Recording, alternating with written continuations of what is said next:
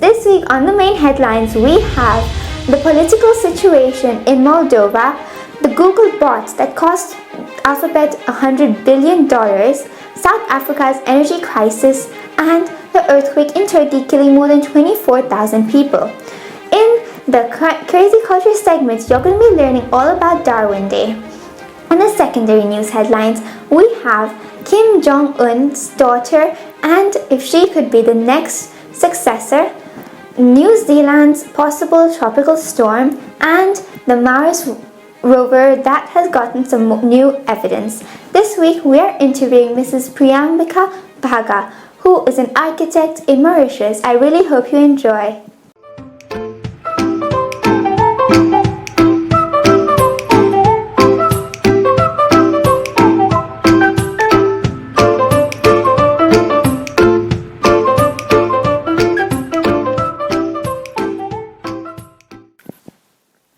The situation in Moldova, a country in Europe, is heating up.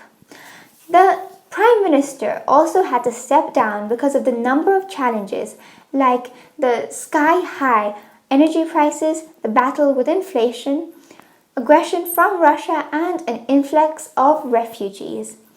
When the government got elected, they did not ever imagine that they would have to have so many problems, especially with a war in the neighboring country. They are dangerously close to the war, and they share a border with Ukraine of 760 miles, which is really long. Moldova has also had a lot of problems since Russia cut off its energy supplies, which caused there to be a lot of inflation and public outrage. And now the new president also elected a new prime minister, which the Parliament will discuss and debate on, which will also be a heated battle.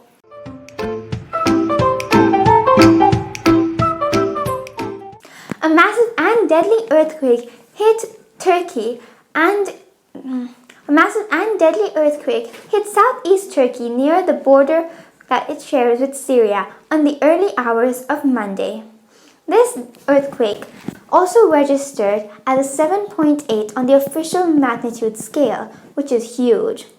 And there were many buildings that were damaged across the fault line. This happened during the middle of the night, which means people were asleep, so that caused a lot of deaths. The death toll is more than 24,000. Plus, many buildings were not sturdy enough to withstand the power of the earthquake. And now the next few hours will be to find the remaining survivors. This is another reminder showing the power of nature and the impact that nature has on our lives.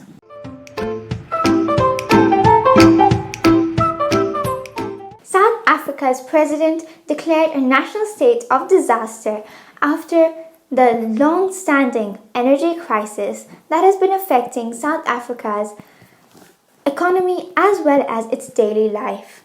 The homes and businesses have been facing power outages that caused up to 12 hours at any time, which also affected small businesses as well as caused the country's economic growth to plummet.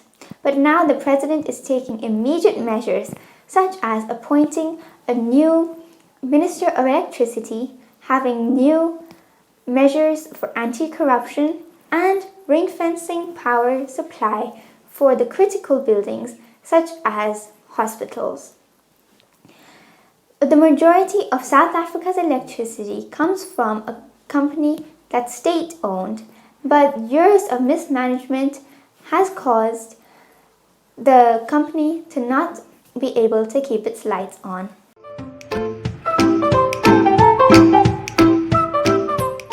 Google's new AI bot made a blunder in its latest advertisement that had the internet buzzing.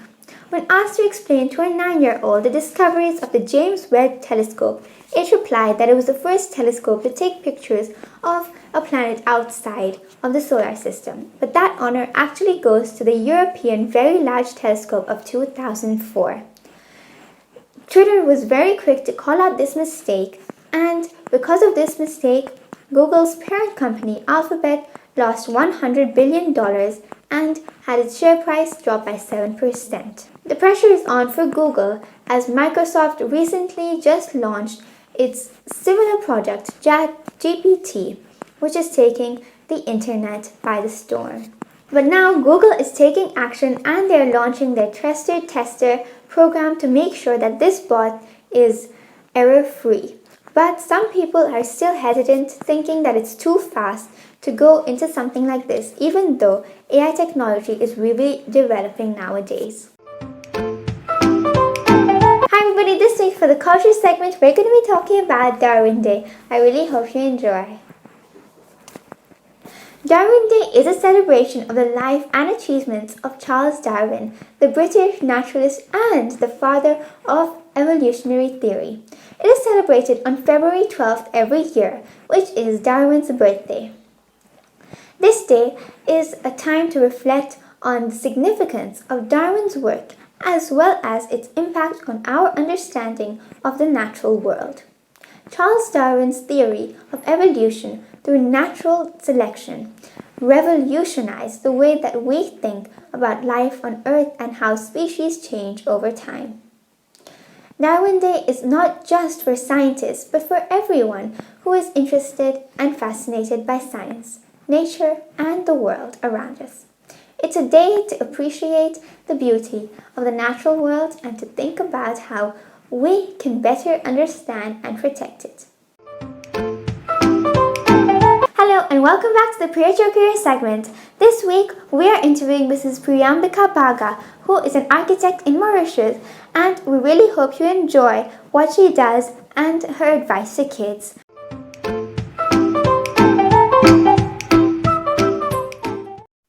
So I'll start with my name. So I'm Priyambika Baga. I'm almost 30. And I'm an architect by profession who's specialized in urban and real estate management. So I juggle between the role of an architect and sometimes I'm as an urbanist. That's the double role I play. That's my profession. Wow, in that's very amazing. simple terms. Yeah. Wow, thank you so much. And can you tell me more about what you do as an architect? So to begin with, let's talk about the architect. What's the role of an architect? So the role of an architect is basically you have the client's brief and you take that with the client's brief and conceptualize it in spatial terms. Let's use the example of a hotel. I just gave an example here to explain what an architect does. So we have a client, a real estate developer, who comes and say, I want to make a hotel. And now we ask the questions, the architect will ask questions, and the client will have discussions. And what kind of hotel? Is it a sprawled out resort? Is it a tower? So this is one way we help to make the client to have a vision what kind of project he wants to do. Now, obviously, there's the idea of how do you take the concept into more physical terms. And then you have to conceptualize in terms of you bring in all the functionalities that a hotel, a building might need. For example, you need a porte cochere, the grand entrance. You need to play with the aesthetics. You need to play with the volumes. You know how the building looks like. What's the use experience like? And then, obviously, as an architect, you also work with, the technicalities of construction. How does, for example, concrete work with wood and understanding how the services come in, where's the piping. So all of that is you need to have your one consultant and you work with other consultants too. For example, civil engineers, mechanical engineers, etc. We all work together to bring about this project and, build it together. So that's one work of the architect. So you need to have an eye for aesthetics. You need to have an eye for, physics, understanding how, materials work with each other, where's the weight, etc. So that's in layman's term. I'm trying to explain what's the profession about, and obviously to make that that concept into a building, there are drawings to be made that needs to be communicated to the contractors, etc. So there are specific ways of drawing and drafting that needs to be communicated to people at all stages of construction. So that's a very brief description of the role of an Wow. No, architect. but really, we get a great idea Yeah. of what it is Yeah, like. it is, and Yeah. So it's an interesting profession, but very busy. I feel. yeah, so that's one let's say Mm-hmm. classic way of explaining what's the role of an architect. That's a Right. design architect, the one who designs, etc. My Mm-hmm. profession is mostly that this is what I used to do 2 years Mm-hmm. ago, Mm-hmm. or 4 years ago actually. Oh. Now I'm an architect, I'm still an architect, but I work with the client. So I'm work in-house with the client. I'm not appointed by the client, but I work with the client. So I basically work for a real estate developer who's making a small city in Mauritius right now, who's building a small city. Yeah. So right now I work with the client in a way to assist the client to translate his vision in more spatial terms. For example, right now I have been uh, writing the brief of different projects that are in the city for me, making a city center. What's the vision like? What kind of buildings you want to have? What Mm-hmm. kind of, the user experience of the people walking on the streets? What do you want to have? Do you want to have shops right across the streets, Mm-hmm. etc.? And so as an architect slash urban planner, I kind of work with whatever, what do you call it, permit Mm-hmm. management, all the Mm-hmm. buildings that are getting built, and to review their plans if they are legally conforming to certain kinds of standards that we want to have. Uh, Mm-hmm. whatever it's related to safety, safety and security of the spaces Oh on yeah. Yeah. the public domain. So this is kind of my job right now, helping building up a new system for what you call postal address in a Yeah. new city. Like there are different topics not really directly related, not about design, helping to build community spaces, all the Yeah. urban furnitures that need to be there in a city. For example, you have a children's park, what needs to Mm-hmm. be Yeah. there, and it's the, Wow. all things like that. So it's my job right now as an Mhm. architect. Oh, Oh wow. that's really Yeah, interesting. It's really nice how you can do so many different things in one job. yeah, That's very nice. yeah. Yeah. So that's one thing that I really like about the job because I think that's the next question. So Yeah. that's one thing which is very interesting is you never do the same thing twice. You get it? Right. Yeah. It's you're always Something exploring, new. you're getting yeah, there's nothing new. And particularly because I'm very new to the industry, it's been like 4, 5 years I've been working. Mm-hmm. And it's always challenging. You're meeting new people, meeting people from all walks of life, you're meeting people had different visions of what the city would be like. You listen to people and you take their advice and then you translate it and it's how to say it's not the same thing every day. Wow, Mm-hmm. that's really This is great. one part of what I really like about my job. And now next thing is I feel very useful. Like you feel useful. There's a sense of fulfillment that you're building for the general public. Mm-hmm. For Yeah. Yes. example, you're building the public space and for example, one thing I really like to focus on is safety and security of women to have, for example, I just use examples. I'm always vouching for good urban practices. For example, you don't want to have, tall boundary walls that completely screen streets. And then when Mm-hmm. people are walking, you don't feel safe because there's nobody around. So these Mm. are the tiny things that whenever you kind of, vouch for good urban practices, you feel happy. Like, okay, for once, Wow, yeah, they're that being you're done in the making a right change way. and contributing. Yeah, That's really Wow. nice. Wow. And could you yeah, tell us a bit about how you came into architecture? Did you always know you wanted to come into architecture and like be an Mm-hmm. urbanist? And you know, could you tell us a bit about your yeah. journey? Funny enough is I think since I was 7 years old, I always wanted to be an architect. To be Oh. honest, I didn't really understand what it meant to be an architect at that time, but I was very inclined to whatever is called observation, understanding uh, user experience, always Mhm. drawing about, those tiny maps. So there's a church here, there's a school next to it. There's so many of my drawings were about that. I was very interested in whatever visual arts, drawing, painting, exploring as you grow, you start to travel around, you explore new cities, you learn about different cultures, how people behave according to their culture, and how certain kind of gender behave according to certain culture, and how that translates in the way the environment is being built. So Mhm. I was very interested in all of that, social studies and buildings, etc. So architecture was a very obvious choice for me. So I joined architecture school, did 5 years.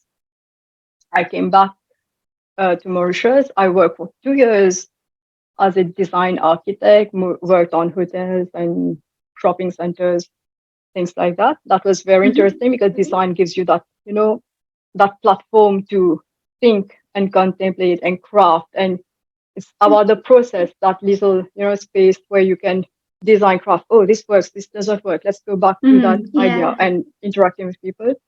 So project, anything which has to do project craft, I've liked it, whether it's architecture or other things like painting or doing small things with friends. That has been always my point of interest in life.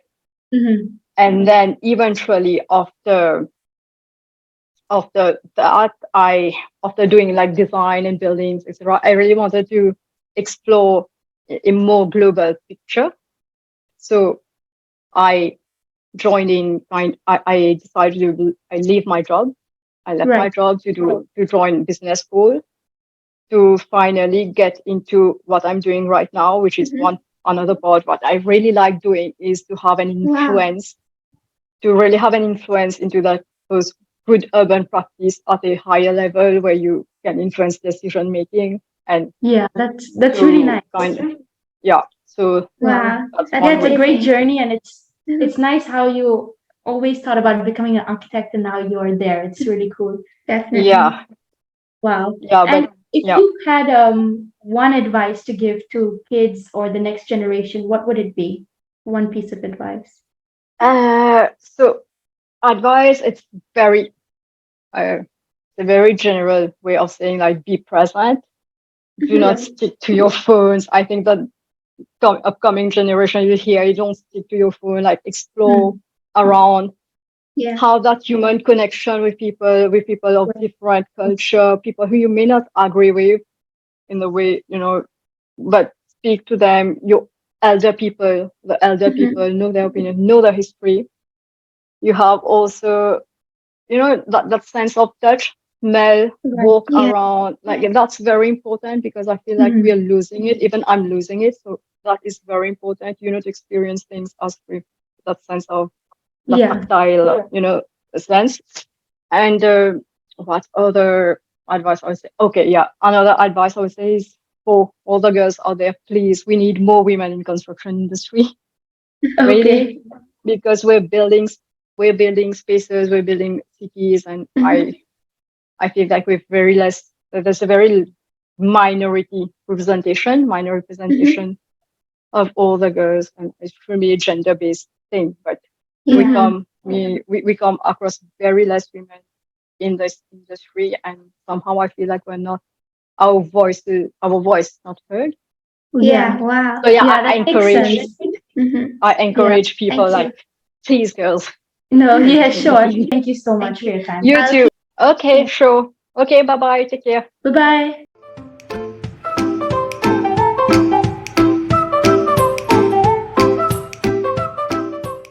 Kim Jong un, the leader of North Korea, has been seen multiple times with his daughter at military events, leading experts to speculate whether she could be the next potential successor.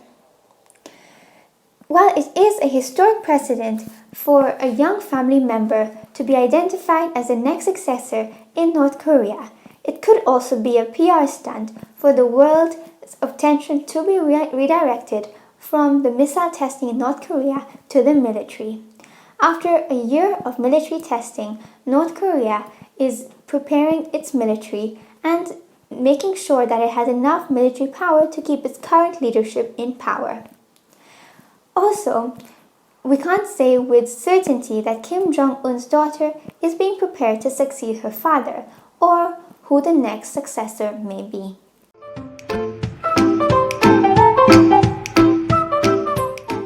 New New Zealand is about to face a very tropical storm called Gabrielle. This very tropical storm is said to bring lots of wind, rain, and heavy waves across the northern part of the country. The winds could be really high at a speed of 62 miles per hour, and this could be the worst storm New Zealand has seen since the 1990s. It could also affect flight cancellations, power outages, and homes, and so people are advised to stay home and stay safe. This storm is a big deal, and it could impact 2.5 million people.